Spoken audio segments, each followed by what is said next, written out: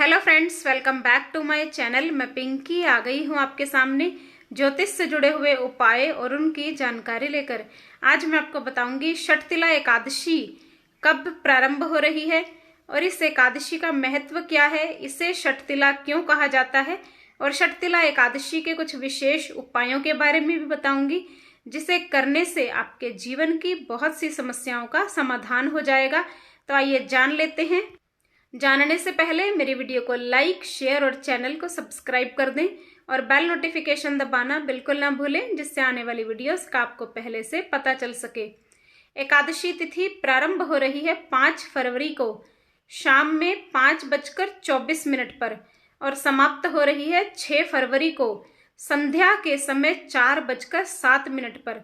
उदया तिथि में जो एकादशी पड़ रही है वो है 6 फरवरी को और शाम को 4:07 तक रहेगी। तो इसी वजह से हर जगह पर जो एकादशी तिथि है, एक मत से सभी जगह पर 6 फरवरी को ही एकादशी का व्रत रखा जाएगा। इसे षटतिला एकादशी क्यों कहा जाता है? षट कहते हैं 6। इस एकादशी के अंदर 6 प्रकार से तिल का उपयोग किया जाता है, इसीलिए इसे षटतिला एकादशी कहते हैं। और कहा जाता है कि जो व्यक्ति इस दिन व्रत रखता है, अगर व्रत ना भी रख पाए तो 6 प्रकार से जो व्यक्ति तिल का उपयोग करता है तो उसे उतने ही समय के लिए स्वर्ग के अंदर रहने का सौभाग्य प्राप्त होता है। उसके जीवन की बहुत सी समस्याएं दूर होती हैं। तो किस प्रकार से आपको 6 प्रकार से तिल का उपयोग करना है? सबसे पहले जब आप स्नान करें तो स्नान के जो जल आपका है उसके अंदर आपको थोड़े से काले तिल डालने हैं और आप थोड़ा सा पाउडर बनाकर रख ले। उस पाउडर को आपको उबटन की तरह अपने शरीर पर लगाना है और उसके बाद स्नान करना है। दूसरी प्रकार ये हो गई, पहला हो गया जल में तिल डालने हैं, दूसरा जो तिल है उसका उबटन लगाना है, तीसरा आपको अगर आपके पास भगवान विष्णु की कोई प्रतिमा है, कोई विग्रह है या लड्डू गोपाल जी हैं तो उनको भी आपको जल के अंदर तिल डालकर स्नान कराना है। और अगर आपके पास भगवान विष्णु की कोई फोटो है तो आप जल के अंदर तिल डालकर उसका आप छींटा दे दीजिए। तो इससे भी क्या होगा, वो स्नान के समान ही हो जाएगा। चौथा, इस दिन आपको भगवान विष्णु को तिल का भोग अवश्य लगाना चाहिए। तिल के लड्डू का भोग आप लगा सकते हैं, तिल की गज्जक का भोग लगा सकते हैं, तिल कुटे का भोग लगा सकते हैं। किसी भी प्रकार से तिल का प्रयोग आपको भगवान विष्णु के भोग के अंदर अवश्य ही करना चाहिए।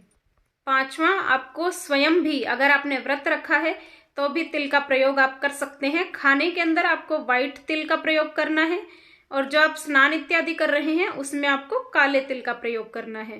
तो इस बात का आप विशेष रूप से ध्यान रखें। तो आपको भी उस दिन तिल का सेवन अवश्य करना चाहिए। और छठा, इस दिन आपको अधिक से अधिक तिल का दान अवश्य करना चाहिए। ऐसा करना बहुत अधिक श्रेष्ठ माना गया है, क्योंकि कहते हैं कि माघ मास की जो ये षटतिला एकादशी आती है, भगवान विष्णु स्वयं कहते हैं कि जैसे पीपल के वृक्षों में मैं स्वयं वास करता हूँ, मैं स्वयं पीपल का वृक्ष हूँ, इसी प्रकार जो तिल है, जो भी व्यक्ति माघ के महीने में दान करता है तो मैं उससे प्रसन्न होता हूँ और उसकी सभी मनोकामनाओं को पूरा करता हूँ, विशेष रूप से एकादशी के दिन। तो ऐसा करने से माता लक्ष्मी की कृपा भी आपके ऊपर बनी रहती है। तो अधिक से अधिक आपको इस दिन तिल का दान अवश्य करना चाहिए। आप गरीबों के अंदर तिल के गज्जक का दान कर सकते हैं, मंदिर में ब्राह्मण को दे सकते हैं, तिल के लड्डू आप दान कर सकते हैं। किसी भी प्रकार से आपको तिल का दान अवश्य ही करना चाहिए। तो इन 6 प्रकार से जब आप तिल का उपयोग करते हैं तो आपको बहुत ही शुभ फलों की प्राप्ति होती है। भगवान विष्णु के आशीर्वाद आपके ऊपर बना रहता है। और जो लोग व्रत रख रहे हैं तो उन्हें तो तिल का प्रयोग अवश्य ही करना चाहिए और इस दिन अधिक से अधिक भगवान विष्णु की पूजा आराधना करनी चाहिए। और पीपल के वृक्ष पर भी जो आप संध्या के समय दिया जलाते हैं उसमें भी आपको थोड़े से काले तिल डालकर दिया प्रज्वलित करना चाहिए। और इस दिन पितरों के निमित्त आपको अपने घर की जो दक्षिण दिशा है, संध्या के समय जब सूर्यास्त होने का समय होता है, उस समय पर आप पितरों के निमित्त इस दिन थोड़े से काले तिल डालकर आपको दक्षिण दिशा की ओर मुख करके जल अवश्य देना चाहिए। तो इससे भी आपके पितृ आप पर प्रसन्न होते हैं और उनका आशीर्वाद आपके घर परिवार पर बना रहता है, जिससे आपके जीवन की बहुत सी समस्याओं का समाधान हो जाता है। क्योंकि वर्तमान समय के अंदर जिस भी व्यक्ति के जीवन में पितृ दोष लगा होता है वह व्यक्ति कभी भी अपने जीवन के अंदर ग्रोथ या तरक्की नहीं कर पाता। उसके जीवन में कभी भी सुख शांति नहीं आती और किसी न किसी प्रकार से परेशान अवश्य रहता है। तो इस दिन अपने घर की दिशा दक्षिण दिशा के अंदर पितरों को आपको तिल डालकर, काले तिल डालकर जल अवश्य देना चाहिए और ओम पितृभ्यो नमः, ओम पितृभ्यो नमः इस मंत्र का जप करते हुए जल दीजिए। तो ऐसा करने से भी आपकी पितृ आत्माएं शांत होती हैं और आपका पितृ दोष धीरे धीरे खत्म होने लगता है। तो इस एकादशी का बहुत बड़ा महत्व बताया गया है। पद्म पुराण में कहा गया है कि जो व्यक्ति सच्चे मन से षटतिला एकादशी का व्रत करता है, पूरा दिन भगवान के भजन स्मरण कीर्तन में बिताता है और जो व्यक्ति तिल का इस दिन अधिक से अधिक दान करता है, तो उसके आने वाले जन्मों के अंदर और आने वाले दिनों के अंदर उसके जीवन के जो दुख तकलीफें हैं वो दूर हो जाती हैं और इसे स्वर्ग में वास मिलता है। तो बहुत ही अधिक इस एकादशी का महत्व बताया गया है, क्योंकि माघ मास भगवान विष्णु का सबसे अधिक प्रिय मास माना गया है। तो अधिक से अधिक आपको भगवान विष्णु का इस दिन जप करना है, कीर्तन करना है।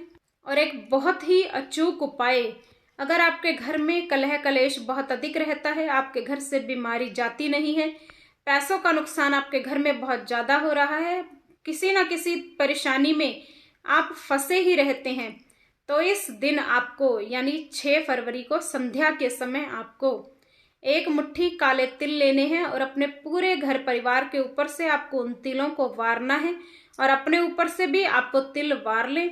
और उसके बाद घर के बाहर जाकर आप एक मिट्टी का कोई जो प्लेट आती है मटका ढकने की, वो बर्तन आप ले सकते हैं, या कोई स्टील का बर्तन आपके पास खराब पड़ा हुआ है वो आप ले सकते हैं, या मिट्टी का कोई दिया है उसे भी आप ले सकते हैं।